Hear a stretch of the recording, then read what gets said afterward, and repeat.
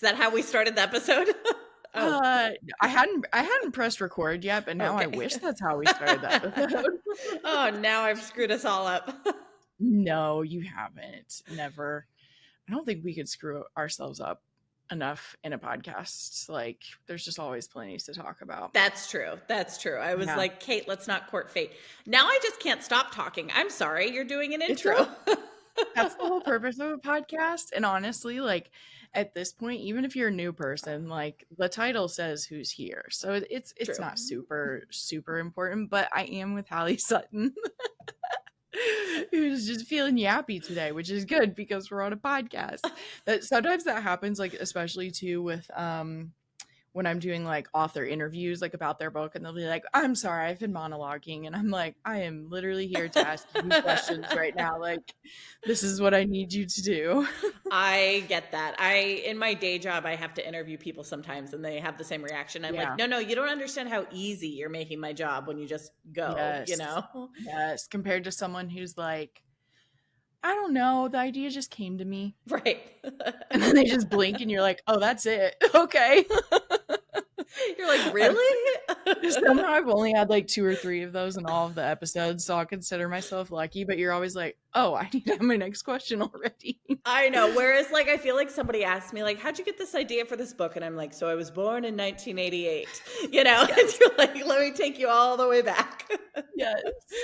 Well, kind of related to that, last night I went to Chicago/Naperville to Anderson's Bookshop to see Ashley Winstead on her This Book Will Bury Me tour. And I was actually just trying to edit a recap before we recorded. And I thought she had this beautiful, like right when she like starts talking, she like shares the personal motivation for her book. If anyone doesn't know, her dad passed. She got really into the Idaho cases. She got really into true crime. And then she was like, oh, is there a reason I'm really getting into true crime right now? So that's like the gist of why it's personal, because then it's about a girl, Janeway, in her 20s who loses her dad suddenly and gets obsessed with true crime. So that's why it's such a personal story. But she did this like really great explanation about like all kinds and parts of the book, and I was just like holding my little camera, just get the intro at least. I'm like trying like not to shake the whole time. And I just thought it was so thorough. And then like at the end she's like, but I'm gonna stop monologuing, and like you could tell that everyone was like, but we're here to listen to you. I know, and she's so brilliant. So first of all, like I'm sure most people listening know this, but she has a PhD. So she's like Dr. Ashley Winstead.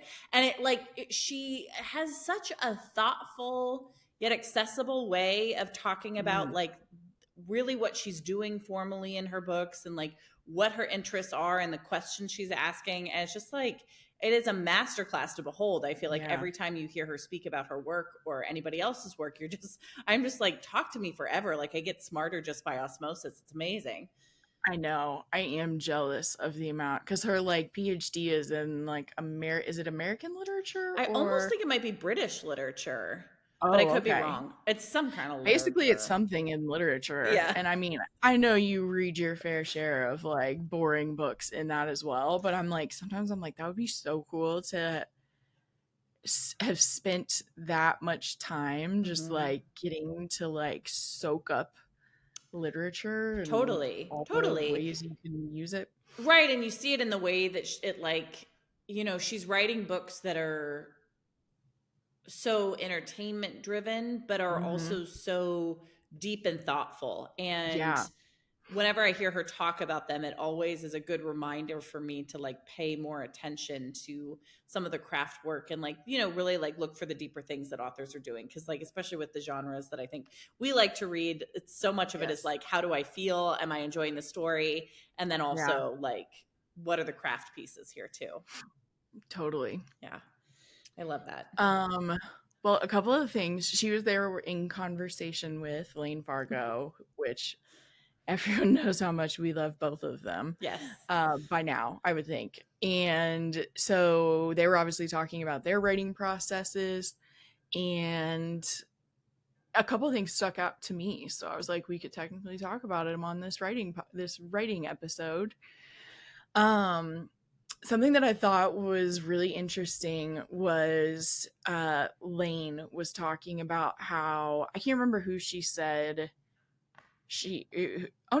Lane was talking about it, and then Ashley said that Amy Gentry said this. So another brilliantly smart human and writer, like truly master.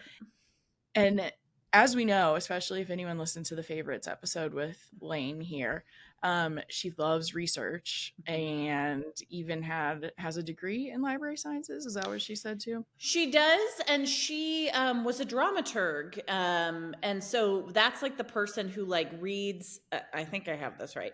That's the person who like reads a script that a theater production is putting on, and like looks for. I think it's like you're kind of like matching, almost like this was written in the 1500s. Like, what are the references to? It's like basically like you're doing the research of the play itself to help people understand the context of the play and like the history of it to make it more authentic. Cool. Yeah. Of course she is. Did I look that up, or am I going with what I think I remember a dramaturg is? It's the first one. We'll never know. The latter. It's the latter. Yeah, exactly. That's awesome. But she was saying last night, and I think she might have said it in that episode too, that like she could just research for forever. It's like totally her favorite part, and then writing is so much harder for her to do. But that was when Ashley said that Amy Gentry said, we've got a she said, Amy feels like her research brain and her writing brain are like two different things entirely. And so when she's doing the research or like even just the outlining, it's like very like focused and linear and like working through the things that matter. But then when she starts writing, even if she has an outline, it's like such a different brain, and it's like the creativity opens up, and sometimes you surprise yourself. And I really resonated with that because I have had like both of those experiences where like I don't feel like I can go in completely off of vibes. I need something, like I needed some kind of structure to even like conceive of like, how could I write a book? And coincidentally, since we just are here talking about Ashley, she was my first interview ever. I know, it's kind of cool the way it's like just full circle played out over the years. But she was the one who introduced me to Story Genius because I was like asking how she does that. And so then I read Story Genius and Save the Cat Writes a Novel. And then that gave me enough structure that I was like, oh, okay. It was the first time I was like, oh, that's how you write a novel. It's not like you just like have to have all of this like creative inspiration that just like bubbles out of you and whatever. So the little bit of structure did help me. But then I ended up running into like, I was trying to make sure I wrote every single scene. And when I stopped doing that, it was like some of those fun things that happen when you're just in your creative brain and writing. There were times where I was like, oh, I didn't even know I was kind of putting that back there because it would like make this moment better too. So I don't know if you experience any of that as well, but it is kind of cool how like when you're just like actively in the writing part, sometimes even with a structure, your brain like surprises you. Oh yeah, that is like one of my favorite, like to me that feels like the true magic moments of writing when like so I feel like you touched on a lot of different topiks, and I think there's a lot of things we can go into there, like the researching versus the writing brain, like when, and also like I think a question that I've had people ask before is like, when do you stop researching and when do you start writing? And I think that's like something we can talk about too. And then because I'm curious about your thought, because mine is just like a chaos goblin answer. But and then I also like summarizing versus dramatizing scenes. Like when do you dramatize a scene? When do you write something in summary? And then also like Yeah, those magic moments. I totally do identify with that. I'm somebody who, I think I've said this before and I keep saying it, and it is an unfortunate reality, which is that I am not a quote unquote plotter. I am a quote pantser, meaning that Yeah. I don't really. Now, to be fair, I'm not a true pantser in that I have some idea of where I think I want things to go. I'm not just like, Yeah. I have a character in a room and we're going to see what happens. I'm like, I think I know we're headed towards this event. I don't know Mhm. how we're going to get there, and it might really change along the way, but I have a destination I think I'm driving to. I just don't have a roadmap. Yeah. But it is an amazing thing. And I'm curious about this. Like, I don't really know psychologically what it is, except maybe we've Mhm. ingested so much story. But like, when you Mm. feel so sure that there's a piece, this has happened to me so many times, and I think it's my favorite part of writing. You feel so sure that something belongs in your book, or you're really Mm. attached to something and you don't know why. And then you figure Yeah. out why, like 6 months after you thought of the thing. And I don't know if that's your brain finally finding an answer and rationalizing that. I don't know if it's that it was there Mhm. all along and you didn't realize, it like, but it truly feels like a Yeah. magic moment when you're sort of like, oh, that's why I did that. Like, it is such a Yeah. weird feeling that, like, it feels like your subconscious, and I mean, I think this is true, right? Your subconscious is smarter than we realize and is like maybe doing things on Mhm. more levels than we like fully recognize. But yeah, like, talking about Ashley Winstead's points of like, her father passed and she's dealing with all this grief, and then she's also drawn to true crime and being like, oh, I understand that there's a connection here maybe, and like, I don't know what the connection is for her. I could speculate, but like, Mhm. yeah, are there any moments that you feel like you could share that where that's like happened to you before, or like in your writing as you go That's along? what I was trying to think. So, what there was okay. I feel like I'm sure this doesn't like give anything away, does it? Hmm. That's also the question. That's what I can't tell on this one. So I'll just say it then, I guess. I have a character who is like essentially a nepo baby, really. Hmm. Um, but both of her parents are super successful. Her mom was like a super successful model, and then obviously she aged out, as our world likes to do to women. And so then she was like, so what am I going to do next? And so then she gets really obsessed with a reality show, Mm. or having a reality show, and she does realize it. And so there was this moment. Okay, I'm trying, it's literally like trying to remember how all of the threads came together. But in a scene that I wrote when the the mom and dad and like the daughter is like probably like 6 years old or something Hmm. at this age, she uh okay, I'm just gonna say You also, all of these we details. can It doesn't matter because I might excise. change this guy's name, but Okay. like I definitely was channeling Bravo vibes. I Oh, don't love know it. if I'm sold on this or not, but I named the like head of this this I got home at 2 a.m. from Chicago last night, Oh guys. It's no. probably gonna be like this all the way through. Um the production head or whatever of Chow is what I have it called. I don't know that that's what I have it, but maybe it is. Um, It's a good name. I named him Dandy Hoken, and I can't tell if it's too on the nose and too campy, but for now it cracks my shit up, and so I Hmm. named him Dandy Hoken. For anyone who doesn't watch Bravo, Andy Cohen is like the mastermind behind it all. He's who you see on the reunions and Hmm. at New Year's with Anderson Cooper. Yeah, where they're Uh, getting lit. I love it. I They know, me crack too. me up. So they're at dinner or whatever, and they're just talking about like what would be plot points for the show and stuff. And so he's even trying to like kind of connect with Kaya, who is the daughter who's young. And he's kind of like, and what do you like to do? And she was like, I love when we build sandcastles, is like what she tells him.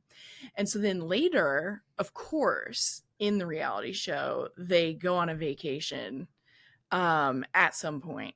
And so then like they're there, and the her nanny is not on camera. She's like back in a bungalow or something. And so they're like trying to film some stuff, and one of the producers comes up to Kaya's mom's name is Blythe. So Blythe is just like sunbathing, just chilling while like Kaya just like tries to entertain herself. And one of the producers is like, hey, Dandy said you guys should build the sandcastles.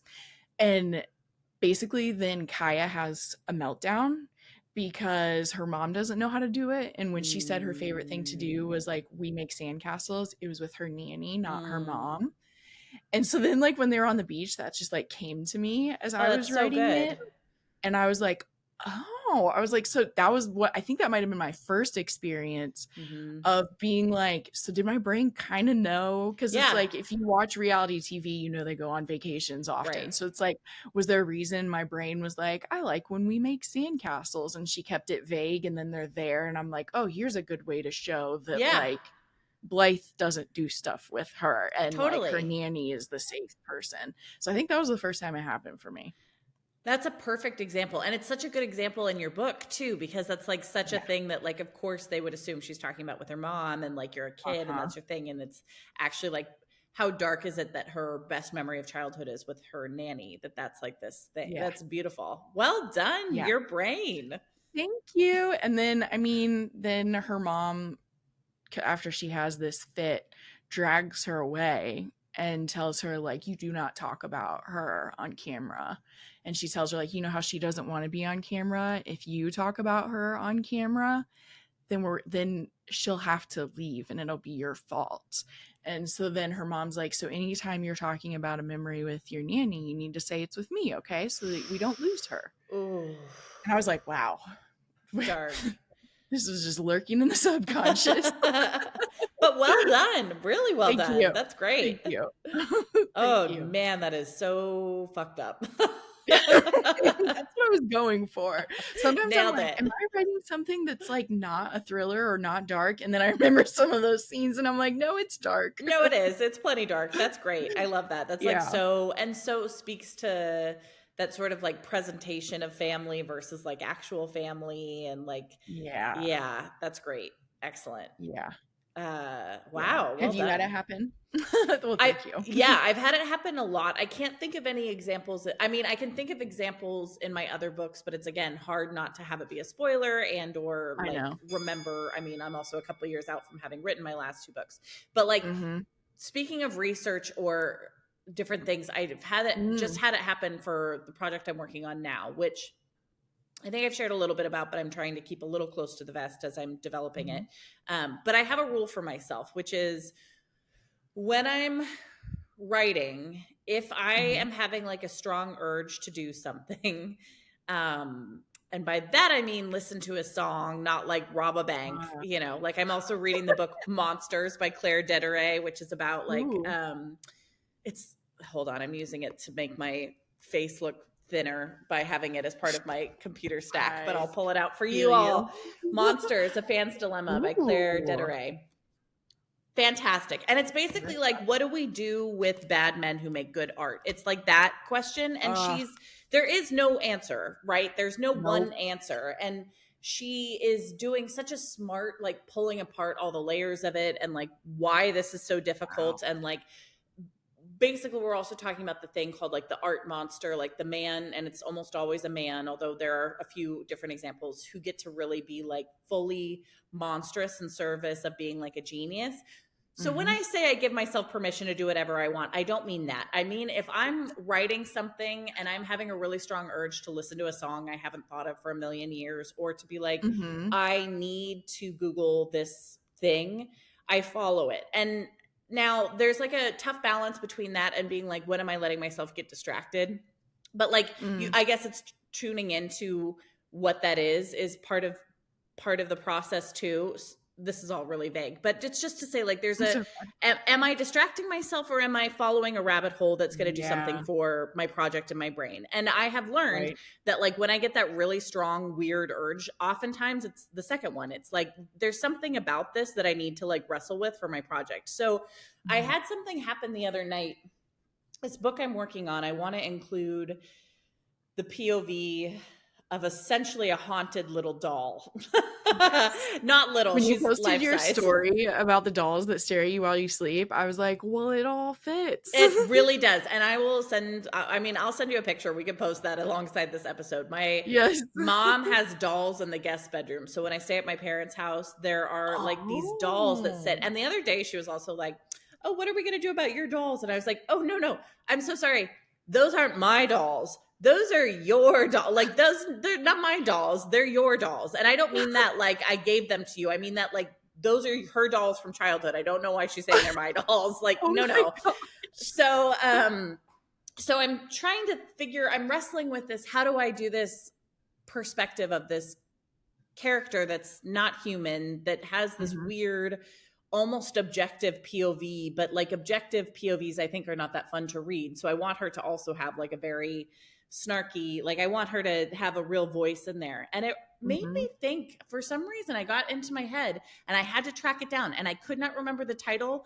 God bless Google. I remembered there was this book, this really weird book that I used to really like. And it actually like scared me. I read it when I was in like elementary school and middle school. I think I checked it out so many times. The librarian said, you take this. Like no one else has checked this out in like 40 years. This book is now yours. Oh. So, and I couldn't find it on the shelves and I couldn't remember what it was called. And it was this like, I was like, I knew it was from the UK and I knew there was candle in the title. And I just remember being really freaked out by it and I couldn't remember why. And so I did a Google search and it took like 40 minutes and I finally found it. And it's a Welsh book. So I was ballpark-ish. A Welsh book called, let's see, A Candle in Her Room by Ruth M. Arthur. And it is now hard and expensive to find copies of this book. But what I had forgotten, like truly, this is funny that I set it up this way because you're going to be like, you didn't forget this. But I really did. I was like, I couldn't remember why I was thinking of this book. I couldn't remember why I was like interested in this book. The book is about a haunted doll that impacts 3 generations of women living in the same house. It's like an evil doll. I did not remember the doll part at all. I just remembered like, oh, I don't know, that there's something about this book that I want to like be reading while I'm thinking about this project. And I looked it up and I was like, that's why there's like an evil doll. And I'd forgotten about the evil doll. And so I don't know, our brains like are these big, weird filing cabinets that like have this inner knowledge that we like don't always have access to why we're doing it until we know why, you know? And in this case, it was reading like the story graph description and being like, am I going to spend $65 to buy this off of eBay? I might have to. I don't know, you know, like. Oh my gosh. Yeah, I'm assuming there's like not even digigal versions of it. Oh no. No. Wow. Let's see. So it's from 1966. Yeah. Let's see. A Candle in Her Room, the story of 3 generations of haunted people and the doll Dido, whose compelling smile and enticing hint of evil changed even the lives of those who were repelled by her. Thanks, Can I tell you one of my favorite through lines of yours is that like all of the children's media you consumed is so terrifying. You're not wrong. Like last time when we talked about Return to Oz. Return to Oz, yes. And you were like, it's actually really quite terrifying for children. Yep. I love that that's your through line. Honestly, thank God I grew up, you know, I was born in 88. And so I like I think the 80s were peak like media for kids that was like, we're gonna fuck you up, you know what I mean? Like really, that's what you have, like the Dark Crystal, you have all this stuff that's like a little too, what we would probably say now is too dark, but like I loved it. And like I'm fine mostly, you know, like I'm an okay adult, like I'm all right, you know. I loved that Disney killed every parent, so like in the early days of Disney, so totally. I mean, The Lion King basically like God. devastating, you know, just all of it. I was Or like, 2 years old, oh, and it was, like, the all story right, that was brag. told to everyone. Yeah, sorry. Uh, that it was the first movie I saw in theater, and I Oh, was inconsolable and could not stop oh, crying at that point, and they're like, "It's the beginning of the movie," and she couldn't keep it together, I which get I it. have a nicer thought on that, I guess now that I'm older, I'm like, "Look at sweet little Kate," but Yeah, it was, it's like, the story that was empathy. repeated over and over again, how much that just wrecked me from 2 years old, so Oh, if there was any predictor that I was gonna be the highly sensitive person that I am, we knew early. girl, I have a similar story. I was sent home in second grade. We had a like traveling theater troupe come to my elementary school, and they performed Mhm. Sadako and the Thousand Paper Cranes. And I couldn't stop crying for the rest of the day. That's Like I don't mean like making a scene. I mean, I have a no. memory of like just doing my math worksheet hours after it was Yes. over, just like tears streaming down my face, just like Yes. 2 plus 2. And my teacher being like, "Are you okay?" And I'm just like, "Sadako and the cranes." And I remember Yeah. too her having to like give a speech to the class and being like, "Some students are more affected than others. Like you can't be mean I to them." know. And I had to go home because I was just I crying too know. much. I get it. And mine like that, when I'm in my luteal phase, it gets Oh so yeah. bad. There was a time, like, I feel like it was like 4 years ago, essentially, like, when I was kind of it's the newness to TikTok, but, like, Yeah. Tyler was gone for work, so, like, I had been scrolling for a Yeah. second. I'm not even gonna say what the TikTok was, Oh but it no. was so heartbreaking. I'll just say it, I'm not gonna cry now. But, like, a dog saw his dog friend get hit by a car, and then he was just laying by it in the middle of the street. I started sobbing, and I was just alone all night, and I would, like, think I'd gotten away from the memory, and then I would remember it, I would just start sobbing again. I don't know that I wanted to know that. It was so I can still see it, and I'm like, "That Oh, was so sad." that is so But, sad. it probably makes us good writers. Yes, yes, I think so. That empathy and like, and also you're right. This podcast, my episodes are cumulatively an exploration of like, why did Hallie have access to such dark shit as a kid? But like, here we are. Yeah. Yeah, yeah. So that's, I mean, I think so. I think the ability to like feel those things serves us as writers and artists, you know, like put yourself That's in so somebody else's shoes and something cool that Liz, well, she was Elizabeth McCullough Keenan is mm, her full author name now. But I know her as Liz. And on the episode, it's episode 44 of Imposter Hour. I'm not sure when we're releasing this episode. That just came out. They were talking with Dan Lawton, but she at one point was saying, like, I connect with what you're saying because I feel like we're all just milling for empathy in our mm, lives to like get into the page as well. And I need to text her. mm-hmm. I literally was like, I need to text her to tell her how great I thought that was, because I feel like that is, I had an idea for the like finale structure that like Save the Cat recommends, Mm-hmm. has like this 5 point, there's some name about the five something, but it's kind of like you come out of the dark night of the soul, you rally the troops, Mm-hmm. you think you have a plan that's going to work, you do the plan, it actually doesn't work, is like the third part. Yeah. um and then you basically try again, and then you either fail if it's a gear book, or you succeed and feel a little bit good about the world again. Mm-hmm. But from the milling for empathy thing, there was something that happened here recently. Oh, I was just having another conversation with Laura, who's a patron, and very cool and very fun. We were talking about something, and it reminded me of something I hadn't thought of in forever, and I was like, I can use that version. I can Oh. use the emotional resonance of what happened there for my like that third part of the finale where Mm. like actually that wasn't the plan that was going to work. And so then like hearing Liz in the same week, hearing Liz talk about like milling for empathy, I'm Mm-hmm. like, oh yeah. And something else I've always loved about Imposter Hour, they have like their fair share because I'm sure it's a fair share of total writers who are like, I'm just very emotional and neurotic, and like, no, you don't want to live in my head. Like, you really Yeah. don't. There was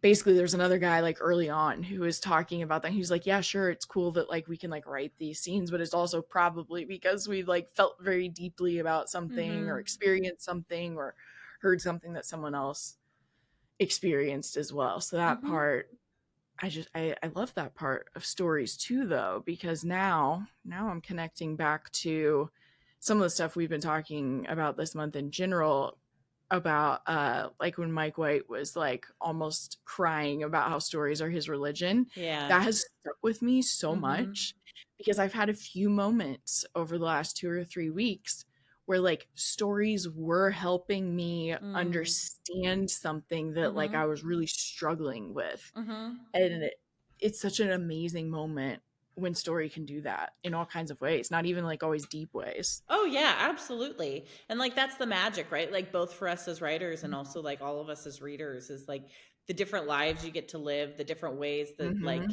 seeing somebody else's experience maybe helps you understand your own in a different way. Yes. And like you know, I think of things like science fiction where it's like sometimes you can get at the truth of something more deeply if you like remove it and set it like in a fantastical space, or you know Mm-hmm. that it's often about like the anxieties that we're feeling about different things. I mean, there's just so Yeah. many things that like fiction can do and Mm-hmm. be truthful to, even while it's a made up Yes. story. That's kind of amazing.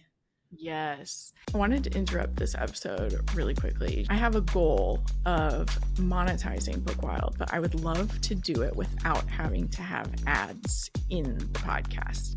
And one way that I can do that is through my Patreon community. For those who don't know, Patreon is a community platform that allows creators to share what they're creating behind a paywall. And so that means exclusive content or early releases. The Bookwild Patreon has 2 tiers. The first tier is the bookish tier, and at that tier you get all of the episodes out a day early, and you get access to our private community chat where we can talk about anything book related or TV shows or movies. The second tier is the Bookwild tier, and it includes everything from the first tier but also Bookwild's backlist book club. So this year I've been wanting to also still read more backlist, even though I read plenty of arcs, and Bookwild's Backlist Book Club felt like the perfect way to do that. We meet on Sundays. We are international right now, so Sundays are the best way to do it. And we meet on Zoom and we all pick a book and we talk about it, and then we talk about everything else we read during the month, and then we pick another book for the next month. So it's been so much fun so far, and we'd love to have you join the book club. So if you'd like to support the Bookwild podcast, you can go to the Patreon link in the show notes and you can sign up for whichever tier interests you. And if you're looking for a free way to support the show, if you can like and review it on whichever platform you listen to, that helps so much. That I can't stop talking about this book, but I also was talking about it last night with Ashley, because Samya Dave, the author of The Guilt Pill, was also at this same bookstore a Mm-hmm. week ago. I was like trying to convince myself to do this like 3-hour drive twice in a week, and I couldn't do it. I was like, Yeah. I'm committed to Ashley's, but we were talking about it because I was talking to the owner, and I was like, you guys had Samya over too, and hers is so cool because it's called The Guilt Pill, Mm-hmm. and the whole gist of it is essentially a mom who is the CEO of her company, like has her first kid with her husband. He goes back to work. He's fine. Everything's good. She doesn't want to give up her CEO position. She feels like she's the best one to lead the company. And she thought that she would just be able to carry on working, and that's Mm-hmm. not the case. So the book is pretty much like it is a speculative fiction, all on that adage that Mm-hmm. when moms are at work, they're guilty they're not with their kids, and when they're with their kids, they feel guilty they're not at work. Some moms. Now, you Sure. could also just change work out. There are all Yeah. kinds of things, like even if being a mom full time, you still have guilt about like, oh, I want to be away from my kids for a little while, Mm-hmm. then they feel guilty for that too. So there's all kinds of guilt. It's not just Totally. work, but that's what this book does. And I that's some of my favorite things that speculative fiction and like Mm-hmm. Black Mirror type stuff Mm-hmm. does, is it's like, let's write a whole story around like this conundrum. And then it's even cooler, or I enjoy it even more when they pull off showing multiple perspectives and Totally. like aren't coming down definitively Totally. on who's right. Totally. Totally. And like that's another beautiful gift of fiction, right? Is like, Yeah. and that's something I do think we should do an episode sometime on like POV like there's so much to Yes. unpack there, but like um and it's something I love about first person POV is how limited it is like you Mm-hmm. really, and it's such an interesting trick on the reader. I feel like when you read a first person POV, you're primed to believe that like you're seeing things kind of objectively, but of course you never Mm-hmm. are, and that doesn't mean somebody's like an unreliable narrator. It just means that like they No. have limits, right? Like they can only see what they can see and they can only understand things based on who they are. But like when you're Yes. right with the multiple perspectives too, it like it's like getting to be like see a prism of like a situation where Mm-hmm. you can turn it in all these different ways and see all these different Mm-hmm. things and be like, oh, I thought something was like this because of this person's perspective, and then I see it over here and Yes. it's totally different. And when somebody can pull that off well, like just genius, Yes. you know. I know. Two come to mind, and we were just talking about Aguirre and I were again, but we used to all the time when we started the podcast. The Affair on Showtime Mm-hmm. just does it so well. Totally. And so like the way that it does it is like just showing how different male perspective and even female perspective are. Like even if just that, like that's what they like do so well with. But the other person who did it so well that like I could not stop talking about was Lori Brands with Bodies to Die For. Yeah. And she examines so many, I mean, there's so many POVs. There are like 3 that are like the main ones, or maybe 4, but there are also like some that you just have a couple chapters with. And I was so impressed by how Mm-hmm. many perspectives and then like facets of body image and culture. Totally. She just talked about so many of them, and Totally. it was so good. So good. So excellent. Truly. Mm-hmm. So we'll have to do a full POV episode sometime. I definitely wrote that down Yes. because oh, it's so fun, and it's making me think because I have you memes Mm-hmm. popping up all over, Mm-hmm. and Right. And even an that, excellent use of first person POV, right? Like, yeah, uh, I felt like I came into that show pretty clued in that he was the bad guy, but there's right. a way that like his badness is really seductive for a long time because he's so compelling and I know. funny He's and snarky. snarky and like so you're willing to kind of not even reserve judgment, but like not let judgment be the driver. You're sort of like, let's see Yeah. where this goes, you know? Like even Yes. as like he's doing, like even before we get to any murdery thing, what he's doing in the first season, I'm not going to apologize for spoiling the first season of the show, particularly when No. it's like the setup, is he's stalking a woman, you know? And like Yeah. that's a crime that I find really abhorrent in real life and have no interest in like actually understanding somebody who does that. But in the show, because he's so funny and compelling, you're sort of like, I know. what's going to happen here? You know? I know. And like, it should concern us more, but I just enjoy it. So I just enjoy it instead. Totally. It should concern us more that humor is enough in most Right. of those cases to be like, yeah, but it's fun to watch. Yeah. Especially for a man, you're like, nah, but he's funny, you know? Exactly. Like we should not be approaching life that way. We definitely should not. We should know better for sure. The another show, because we do just need to do a whole episode about it, is what we're realizing. Yeah. But The Day of the Jackal with Eddie Redmayne. I have not watched. You're just like this is not a spoiler. He is a bad Yeah. guy. I knew that. Yeah. Bad guy. Mhm. and you feel so, I felt so conflicted, especially through like the last 2 episodes. I was like, why am I sometimes pulling for him? Like, Totally. why? I know he is terrible, but it's also, I think what that ends up reminding me of when I'm consuming stories of any kind is how important it is to understand that like sometimes just being in someone's perspective makes you fine with what they're doing just because you're in their perspective. Totally. I agree. And it's especially if you set it up like in certain ways. I mean, I actually think we should also have a full episode about like constructing an anti-hero, because it also makes me think about like Walter White in Breaking Bad, who's kind of like, you know, the generations one, but like also even say, I'm one of those people who, I don't know that I'd argue it's a better show, but I enjoyed Better Call Saul more. I found it less stressful to watch, even though it's like, it's more emotional, but not as stressful. Yeah. And it's got the, there's something I'm not usually, I don't know, that's like a whole thing we could talk about, but like the way the truly the trick in Breaking Bad of like making us identify with Walter White so much that it takes us like 3 seasons to really be like, oh no, you actually are the bad guy. You're not cosplaying the bad guy. You are the bad guy. Like, and we should have picked up on that way faster, but you're kind of with him. It's kind of like he's a teacher and he's got cancer and like, that's terrible. And he's been like dicked over by his friends and like, and then you're like, oh no, wait a second. He has an asshole brother-in-law. Yeah. Right. Like there's all this stuff that you're sort of like, okay, he's sort of like me. I mean, he's not like me because he's not a woman, but you know, like there's like, which like I say that kind of flippantly, except to say like that's the thing, right? Like they ask us to identify with men a lot more than they ever ask men to identify with women. But that's I was just listening to Amy Poehler talk about this with Quinta Brunson. So that's my plug.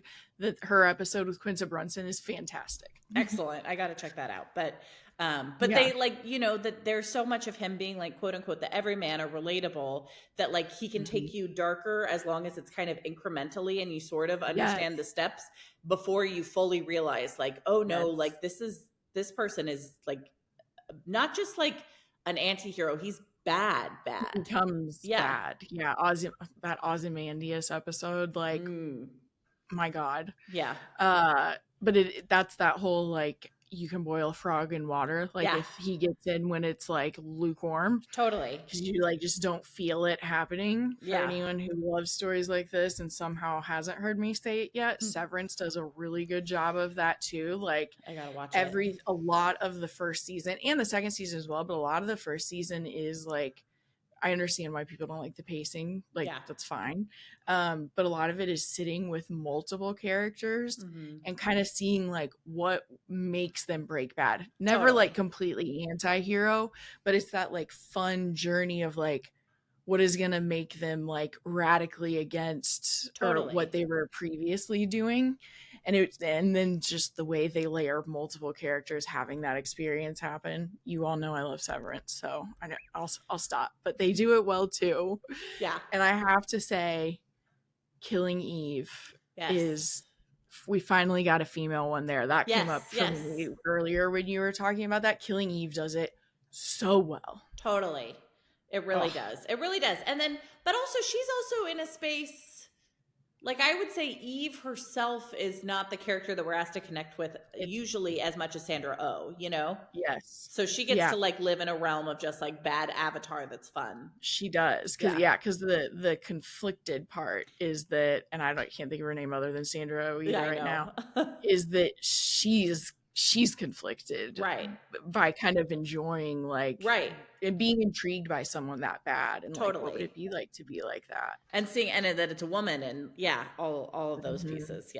And then Agatha, we already talked about that one, but Agatha the queen, pure anti-hero by the end, if not for sure villain. I don't know. I know so we need to talk about points of view. Yes. Points of view sometime, and constructing the anti-hero. Right. And like how, like a question that I think would be interesting for us to talk about too, that I just am interested in, maybe no one else is, but like, how do you worry about keeping a character relatable? How far can you push things? How, like, what's the line, you know? And It's Steph and I interesting. were kind of having a conversation like this that it's reminding me of, because I'm going to be vague, she recommended a book to a friend and was like, it's campy and it's over the top. So like, read Know it that if going that's in. what you Yeah. want. And then the person like wrote this review about how terrible and grounded it was, which is fine. You Sure. obviously can like have that opinion, but so we were talking about that. She was like, I told her this, like, Yeah. maybe just like, maybe this wasn't for you then, and you could have known from the beginning. And I was like, yeah, I was like, because campy for me is also something that like I'm not always in the mood for. Yeah. Like sometimes, Totally. like I'm gonna be in a mood where I'm like, this isn't gonna fit for me. And then there are other times where I'm like, yes, I need this to be like dialed up to a 12 and it makes it more fun. So that's the other part about like when you're saying like, how do you write it well enough that like it's either grounded or Right. relatable, or like people are just in different moods at different times. And so it's like sometimes I'm gonna have a reaction where I'm like, oh, that was just so much fun, and I'm not even pointing out that it was like over the top. Totally, totally. Yeah, I think that's like the question, right? And like, and I totally agree with that too. And like, and I think part of the answer there is also like, there's no one book that's for all readers, right? So like some people's Mhm. lines will be very different about what makes something unrelatable or like too campy or too much, or and like you Yes. can't write a book that's going to satisfy everybody in those ways No. ever. But it's like I maybe how thinking about effectiveness and like what's the way to get as much of the audience as you can. But Hmm. I'm with you. That's also like the bane of every writer's existence, right? Is like my first book, The Lady Upstairs, was very polarizing for a lot of people, and a lot of there are plenty of things in there to polarize people, and I'm not, whatever. Well, reader's experience is a reader's experience, but I will say that there was a subset of frustration with the book where people were kind of almost like, this is morally bankrupt, and what they're Jeez. essentially doing in the book is sex work. And I'm like, but it's on the Hmm. back cover. You know what I mean? Like, Yeah. it's like, so if Yes. that was going to be a thing that you didn't like, why did you pick it up? And like, that's Yes. not to say there's not plenty of stuff to dislike in the book, or that like you couldn't Mhm. critique it in all these ways. And that's fine. I mean, thank you for reading if you hated it, but also Yes. just like, yeah, I don't really always understand that, where it's like on the back cover about something and it's like, but like what, why then? You Yes. were That was warned. one of the reviews I pulled. We did like Ashley reading her bad reviews Oh last month. no, I don't think And I one could of the handle that. reviews, dude, I was shocked because I pitched her the idea. I was like, it's like celebrities reading mean tweets. And I was like, I know some authors do not read a single review, so just tell me if you don't want to do it. And she was down to do it. But one of the ones I pulled was about The Last Housewife. And it said, just so bad. I hate books about sex cults. And we were all having the same feeling where we were like, but it was her response was even kind of like, I feel like I told you that part. Like, I feel like I It's warned you. You not didn't only have to pick it not up. only would it be like on the back cover, but Ashley's also very good about doing trigger warnings or like content Yes. warnings in the front of her book too. So truly, like, not a lot of empathy for that reviewer. Sorry, whoever you are. I know. I know. It's like, well, this wasn't for you. That's what's sometimes so hard for me on NetGalley Mm-hmm. is sometimes I get so conflicted on my own review Mm-hmm. because I'm like, it was not for me, but I think it was a really good version of this. Sure. And so it's like, if it was Goodreads, I wouldn't like write a Right. review probably even Right. is what I would do. But then sometimes on NetGalley, you're like, I don't know, like it didn't work for me. And you can say that, and I do say that. But then Sure. sometimes I'm like, do I make it a 3? Do I make it a 4? I know. It's weird It is sometimes. weird. It's Hmm. it is hard. And I mean that is like the beauty of art, right? Is that it is all Hmm. subjective, and that like Hmm. everybody, and like to go back to this Claire Dederer book I'm reading. And I also went to a webinar last week, and I'm saying that because there are things I wanted, that they shared some like really interesting wisdom about writing that I want to like Oh, share nice. too. so I'm putting a pin in that. But like the Mm-hmm. Claire Dederer book that talks about like what do we do with the art of bad men, she talks about the fact that like there's this idea of separating the art from the artist, but you really can't do that because all of us are bringing our biography as consumers of art, right? Like the reason Mm-hmm. that these things are like hard for people to consume after you've heard about Harvey Weinstein or whatever is like Mm. the empathy that we have or the experience that we have or the feelings that you have that might be tied to what he has done to women, you know, that like you can't Right. divorce your own experience from that. And so like that, and like Mm. so I'm not trying to like make too pat a comparison except just to say that like we all bring our own biographies to our own reviews and our own books we read too, and like Yes. and it doesn't have to be like traumatizing for us not to like it, but that's just to say that like No. not everything is for us. And so No. but like that's part of it, you know, like that is, Mm-hmm. you can't get away from that. You can't get to a reader that's like, this is purely perfect. Like it's all Mm-hmm. of us just bringing our feelings and thoughts, and they're all equally valid to an Yeah. experience. It just is, you know, that's why we're lucky that there is so many good books and so much good art and TV show. There's something Options. out there that you can connect Mm-hmm. with, just maybe not the same as everybody else's. Right. Sometimes that's like, sometimes I don't know why I start thinking something just fell. Oh, okay. It's like, is your house being broken into? I mean, it kind of sounded like it for a second. Sometimes, and probably even just out of curiosity, it's not like it comes up when I'm writing, and so I'm thinking of it in regards to that. But like, one of the best examples to just use would be how widely loved like Evelyn Hugo is. Mm-hmm. But there are also still people who are like, this was terrible. Mm-hmm. You will find those reviews too. For And you sure. also have your people who are just gonna say that about anything that's a hyped book. Sure. Um, but sometimes it's like, sometimes I think about like, so how, what is it Mm-hmm. that made that book connect with so many people when like there's probably another similar book out there that not as many people. I mean, did you hear about Kitty Carr's one that I talk about a Sure. lot? Um, and I do think, I mean, it was a Reese's book club pick, so like Mm-hmm. people know, but it's like Yeah. they don't necessarily on the Evelyn Hugo level. So then it's like, what is it? And that's the whole luck part of like the universe too, is like the timing of when Sure. hers came out and like how she met her agent or whatever, like Mm-hmm. all of that. And it's like, how can you tell? And then I'm like, but it is a good reminder then, because like once I reach the same conclusion that you just can't know, then I'm like, okay, well, I don't need to think about it when I'm writing then. I agree. And like,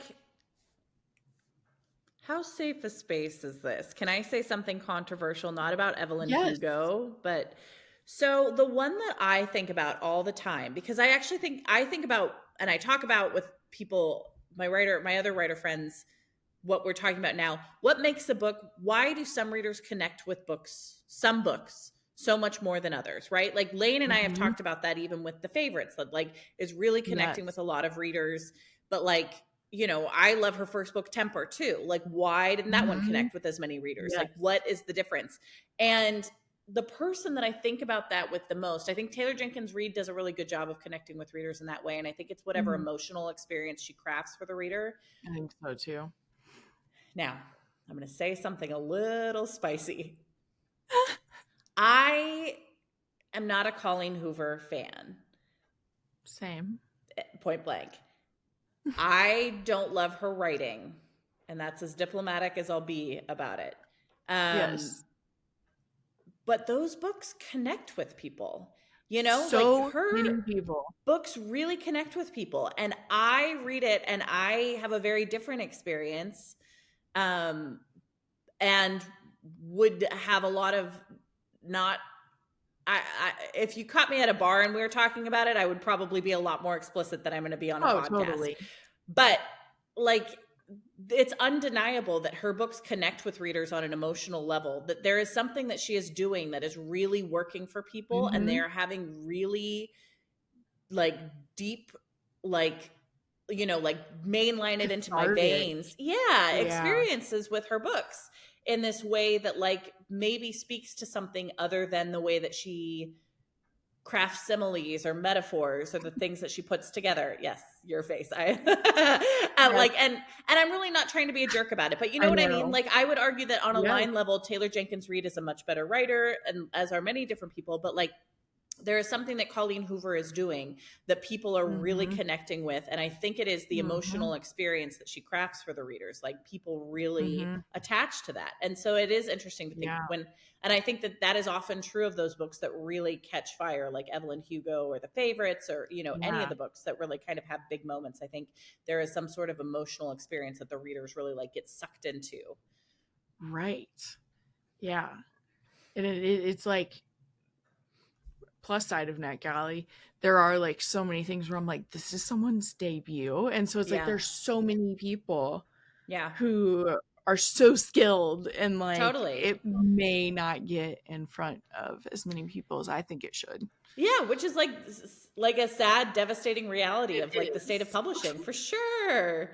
Yeah. For like writing episode. Totally. I know. I mean, it's the reality of it, so. It is. It totally is. It totally is. But I'll back out of that and say, so I went to this webinar last week. It was put on by the Book Incubator, and it was free, and it was about revision. And they had 3 different speakers. Rufy Thorpe, who wrote Margot's Got Money Troubles, Mary Adkins, and sorry to this man, I do not remember his name, but he is a memoir writer, and he was great too. And they kind of talked about different processes for revision and different processes for writing. And there were a couple really fascinating nuggets that came out of it that I found very affirming as a writer that I wanted to share, which was basically like how much, and first of all, let me say this. So Rufy Thorpe started the webinar by reading us a passage of the published version of a couple pages from Margot's Got Money Troubles. And then she read to us like one of the early drafts of Margot's Got Money Troubles to show like how these had differed and why she had changed certain things in them. And let me say this. I felt personally attacked by how good the first the first pass at Rufy Thorpe's page. I was like, what? Like, okay, you're going to show us, and like, you're still writing publishable quality things? Fine, that's fine. But she read these 2 different parts, and she talked about basically how much processing power it takes for a writer to envision a world and teach ourselves the characters and teach ourselves the relationships between the characters, and how the work of revision is putting yourself in the reader's seat and understanding how much less processing power it takes for a reader to buy into your world. Essentially saying that like, we might have to write 3 scenes to get ourselves to understand something about a character where a reader can pick it up in 1 scene. And part of the work that you're doing as revision is trying to like, basically, a huge part of the pleasure of reading, she said, is the inferences, that you don't have to have every single thing explained to you, that you're bringing your own knowledge. And I totally know this feeling, right? Like when you read a book and you're like, I think I'm picking up on something, and it almost makes you feel like you're a genius. You know what I mean? Like, or is that just my... Or even like reviews, all right, where I'm like, everything feels off, and you just like know that something's off, and that you'll eventually know what's happening. Totally. And so finding like, basically the work of revision is like taking out that hand of the author that's like, I had to write this much to teach myself this. The reader needs this much, you know? And so like doing that, that's for me, who's an overwriter. There are some people whose first drafts are underwritten, and you have to go the opposite way and sort of like build out a world around it. But for me, somebody who could be like, write 10 pages that winds up being like 3 paragraphs in the final draft, I found that really like insightful and like made me feel relieved to be like, oh good, I'm not doing it wrong, you know, I'm just have a different process.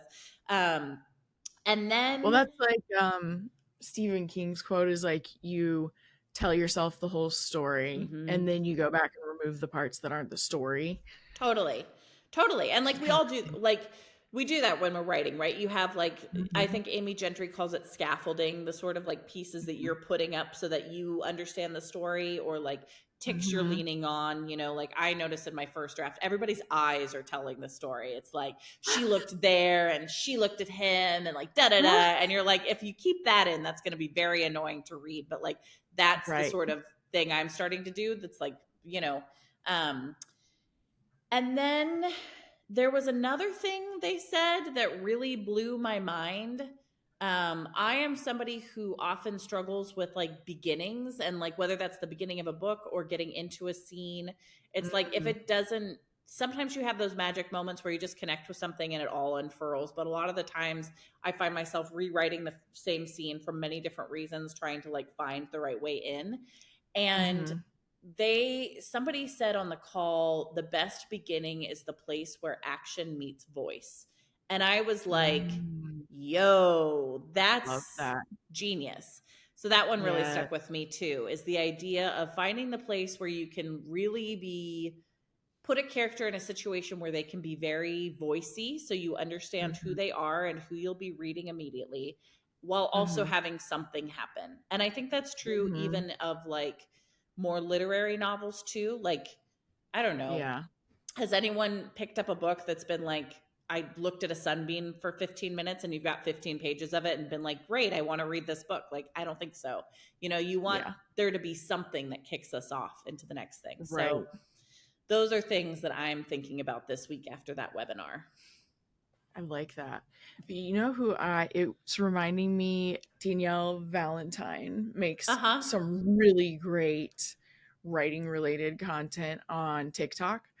And that was like I like revised my first chapter because that was what she was focused on for a while, Mm-hmm. was talking about, well, she would always say like, I was a slush agent who read stuff, like here's what you need to do, so that Yeah, like I would have kept reading your book. And I was like, first of all, fantastic hook, because I was like, oh, okay, you like told me your credibility, like how you can totally. help me like so quickly. And so then I started following her a couple of years ago. um but like the way she talks about like everything that you should put in a first chapter, that was Mm-hmm. another moment where like I heard like a structure and why it matters, and how Yeah. it can also just help you like get someone's attention at the beginning. And I like just had a moment where I just completely reworked my first chapter a couple of times, and now it like starts so strong with action and voice, actually, when you were saying that. And then the way that she like explained when to end it, I Mm-hmm. was like, oh, the ending is really strong now too. I am going to propose that we include a new segment when we do our writing podcast, where I think a big piece of, and I think we've talked about this before, I actually think that that's like part of the sui generis of like this podcast, and like we've talked about with Agatha all along, is sort of like, how do we learn from the things that we consume to make us better writers, better storytellers too, right? And so I think we're all kind of doing this more passively. You're like absorbing things without realizing it. But I think we should have a segment that we talk about, where what's like a craft trick that we either want to use or that we observed in something we've Mm-hmm. read or watched or done lately, that's like that we identified and we can pull out. Okay, so you included watched, so I feel like I Yes. do have one, Okay, but good. it's like you'll understand what I'm saying. I mean, it could be done with writing too. So, no spoilers, but I saw Sinners Was it in good? Was it theaters. excellent? Oh, it is. It Okay. is so I can't wait. fantastic. I am recording an episode in 2 days with a friend who's like as obsessed with Ryan Coogler as well, the director, writer, like who knows what else he did on the Mm-hmm. movie.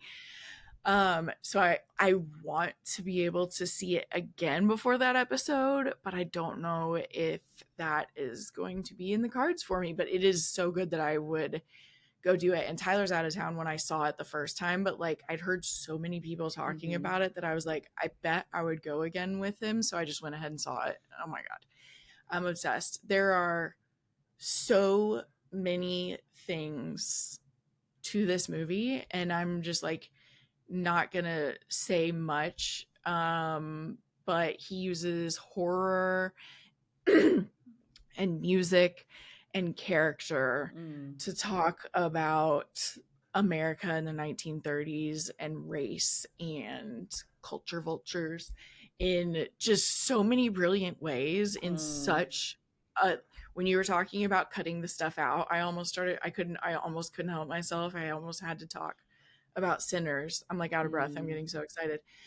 Because he gives you so much information in such short scenes that, like, when I think back on it, I'm like, that was like a barely 2-hour movie. Like, all of that happened. So there's that. But this is not a spoiler for it. There are Michael B. Jordan plays twins, which one of my favorite parts of TikTok is that immediately the joke was like, the editing was so good, I thought there was a Michael A. Jordan and a Michael B. Jordan. Amazing. So I love the internet for those moments. But Michael B. Jordan plays twins. So to your point again about being able to like explain a bunch about a character really quickly to the viewer in this case, you need to know how to keep them separate pretty quickly, because like we're also getting into the action, and it's also an ensemble cast, so like they're not the only people that matter. And they're the Smokestack twins, and one is named Smoke and one is named Stack. And so they both wear suits that are relatively similar.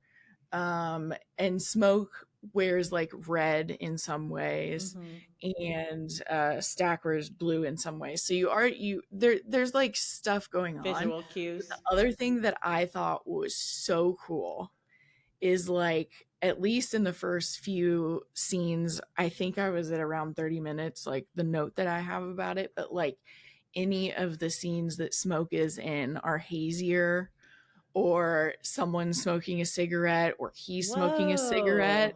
And so like really quickly, like you're like, oh, it's Smoke, even if your brain's not like thinking it. And I was like, that was such a brilliant way to help us like immediately keep them separate.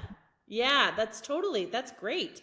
And I think you're right. You could totally replicate that on the page in some way. I don't know how you would do it in the same, because you're talking about like a very visual language that's like helping us, but like, but I think that there are things like, I mean, even the way that somebody speaks, or like, you know, different things where you can be immediately like, oh yeah, I remember who this character is. They're not just one of many, they're specific.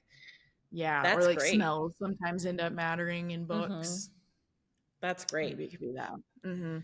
Yeah. Sinners is fantastic. Okay, I gotta see it. Love just great storytelling. It's fantastic. Love it. Okay, so mine this week I read and finished the book Exalted by Anna Dorn. And there's 2 different POV characters in it, and I'm not going to do a whole thing about the book. It's really kind of like more of a things happen, but it's like kind of a character study about one of the main characters is a woman who runs an astrology app called Exalted, and she's kind of run out of she's become kind of like a celebrity doing it online, but as the book opens, she's sort of like lost her faith in astrology until she gets somebody asked her to read their chart, and she reads it, and it's like the perfect chart. All the planets are like, if you could pick where the planets are supposed to be, they are. And so she becomes very attached to this person, and is like, basically like, if I could become his girlfriend, like it would solve all the problems in my life. And fascinating. Yeah, and so the book, she keeps making left of center choices, let's say, like increasingly unhinged choices. And something that the book does is she talks about how she had gone to see her therapist, and her therapist, like, she can no longer afford to see the therapist, but if I was still seeing my therapist, they would say that I was acting out of this way, but I think I'm acting out of this thing. And that happens throughout the book, where she'll be like, is it my OCD that my therapist has defined? Or is it that I'm like in conversation with the cosmos in a way that people don't understand? And I became aware, and I mean, it was very funny throughout the book, but I became aware that like there were 2 other functions that this was serving within the story, these kind of asides of what my therapist would say I was doing. It was acknowledging for the reader that she was making really insane decisions. So it was sort of ameliorating any anxiety that we were having. I don't know why I just chose to use the word ameliorate, but there we go. I love that word though. It is a good word, right? And ameliorating it. So I'm sticking with it. Any like of that sort of discomfort we're having about the decision she's making, because it's sort of acknowledging that like this is something she shouldn't be doing. And it's also telling us that on some level the character understands that she does know on some level that these are bad choices she's making. So it's sort of, it was this thing that serves as being kind of funny, but it also kept it very grounded, and it also kind of added layers to the character. And so it was just thinking about that. It was such a smart way to be able to like create a character who's going to make unhinged choices while keeping us knowing that like the writer sees it and that the character on some level sees it too. You know what I mean? Like there was just a really small, smart thing that I was like, oh, remember that for when you're writing an unhinged character. Give her some way to stay in touch with the reality and the audience, even if it's like in the back of her mind.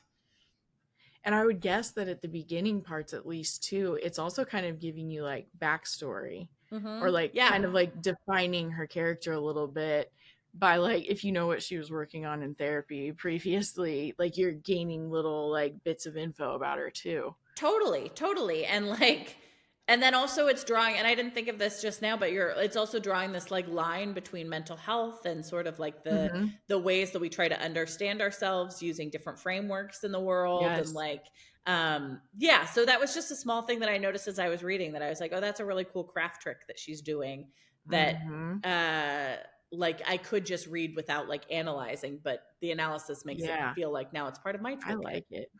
Yeah.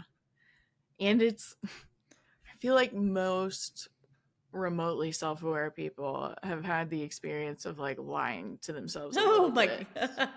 Right. So it's also like if you were debating why she was making a decision, it's also kind of like, if you never made a decision, you weren't second guessing. Totally. And and it's like, you know, I don't think we'll save this for maybe the anti-hero episode, but like, it's not like you have to keep people doing super relatable things, because otherwise fiction would be very boring to read. But it was an interesting way to sort of have your cake and eat it too in that way. Yeah. I love this new segment. I do too. And I think it's like a fun, now I'm going to be like looking for things outside in the world that I can like bring back to talk to you about. I know, and it's interesting because I'm realizing I have a note where I've kind of been doing this because there are books where I get to the end and I'm like, oh, you can do it that way. Totally. So like I remember the first one, I think when I started that note was when I read Everyone Who Can Forgive Me Is Dead. And this doesn't spoil the book to say it, but I got to the end and like, I was like, oh, you just can like not tell the reader some things, which sounds really basic, but if you've read the book, you probably like understand where it's coming from, where I'm like, oh, it doesn't even always have to be like, not everything needs to be foreshadowed. Sure. Like there are just some things that you can just not tell the reader till the end, and it creates suspense. Even though like when you're writing it, you know what happened and you're like, is it suspenseful? And it's like, yes, if you're withholding details, sure, it is. And I think I was at a point writing my book where I was starting to stress out about like, how do I know if this still feels suspenseful? And then I was like, well, you just have to write it anyway. But then I read that book and I was like, oh, you can just withhold the stuff that you wrote. totally until the minutes you need it. Yeah, for sure. So yeah, now I'm going to be looking out for it even more. Excellent. In everything I consume. Yay.